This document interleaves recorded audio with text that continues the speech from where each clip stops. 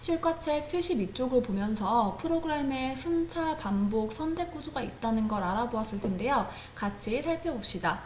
컴퓨터를 작동시키는 프로그램 구조에는요, 순차, 반복, 선택 세 가지 구조가 있어요. 이 중에서 순차는 명령어를 순서대로 나열해서 표현한 형태이고요. 반복은 정해진 횟수만큼 같은 명령어를 반복하도록 표현한 형태입니다. 마지막으로 선택은 주어진 조건에 따라서 명령어를 선택하도록 표현하는 형태입니다. 그럼 예시를 통해서 자세히 살펴보도록 할게요. 자, 순차 구조부터 살펴봅시다. 순차 구조는 명령어를 순서대로 나열해서 표현한 형태라고 했어요. 그럼 실과쪽 72쪽에 나타난 순차 구조가 무엇이 있어요? 네, 실과책 72쪽을 보면은 지금 장애물 달리기 하고 있는 그림이 있죠. 이 장애물 달리기 하고 있는 그림에서 첫 번째 선생님이 말씀하시는 거 볼까요? 우리 장애물 달리기를 할 때는 1번부터 지금 그림에 4번 장애물이 있고 마지막에 전력 질주를 해서 결승점을 통과해야지 완주를 하게 되죠. 이렇게 장애물 달리기 할 때 먼저 달리고 1번 장애물 넘고 또 달리고 2번 장애물 넘고 다시 달려서 3번 또 달려서 4번 마지막에 전력 질주 순서대로 해야 합니다. 이 중에 1번부터 넘어야 되는데 갑자기 2번이나 4번 장애물로 달려가서 넘을 수는 없죠. 이처럼 프로그램에서 전력 질주 장애물 달리기 하는 것처럼 명령어를 실행할 순서대로 나열을 하는 걸 순차라고 해요. 이 순차 구조가 중요한 이유는요, 컴퓨터로 문제를 해결할 때 순서를 하나 빼버리거나 또는 순서를 바꾸어서 프로그램을 만든다면 내가 원하는 결과를 얻을 수가 없어요. 생활 속의 순차 구조를 좀 더 찾아볼까요? 예를 들어서 음식 레시피가 있다면 그 음식 만드는 방법, 순서대로 요리를 하는 것, 또 설거지를 순서대로 하는 것 등이 생활 속에서 볼 수 있는 순차 구조라고 할 수 있어요. 좀 더 자세한 예시는요, 우리 학교 등교하는 때 생각하면 될 것 같아요. 우리 학교 등교할 때는요, 먼저 첫 번째, 아침에 일어나서 등교 준비를 해야 하죠. 그리고 집에서 출발한 다음에 등교길을 걸어요. 세 번째 단계에서는요, 등교길을 걷고 학교가 나오면 교문을 지나쳐서 현관으로 들어가요. 그 마지막에 현관을 들어왔다면 6학년은 우리 4층, 5층에 있죠. 계단을 걸어서 4층, 5층 해당하는 복도까지 올라온 다음에 복도를 지나 교실로 들어가요.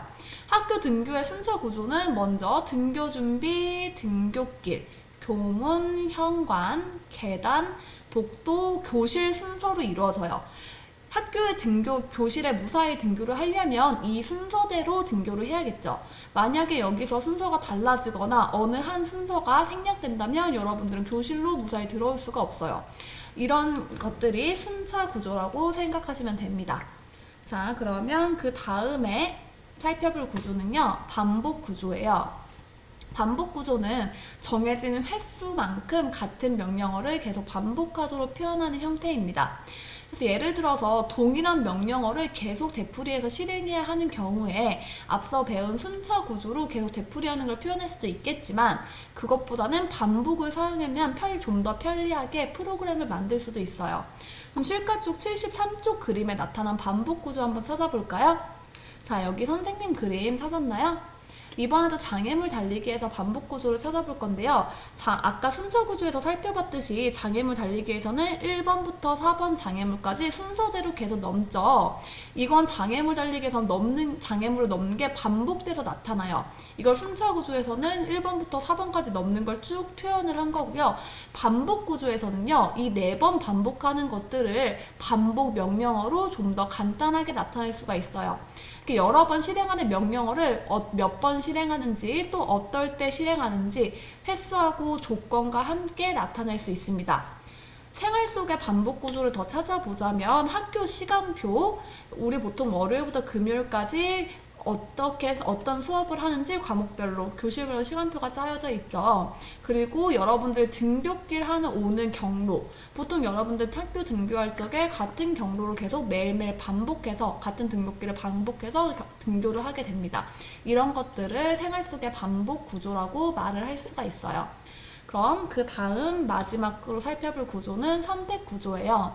선택 구조는요, 주어진 조건에 따라서 명령어를 선택하도록 표현하는 형태인데요. 선택 구조를 활용한다면 특정한 상황 또는 조건에 맞는 명령어를 실행할 수 있어요. 계속해서 실과쪽 73쪽을 보면서 선택 구조를 찾아보자면 장애물 달리기의 경우에서는요. 평소에는 그냥 달리다가 장애물을 만나는 상황에서는요. 뛰어넘어야 되죠.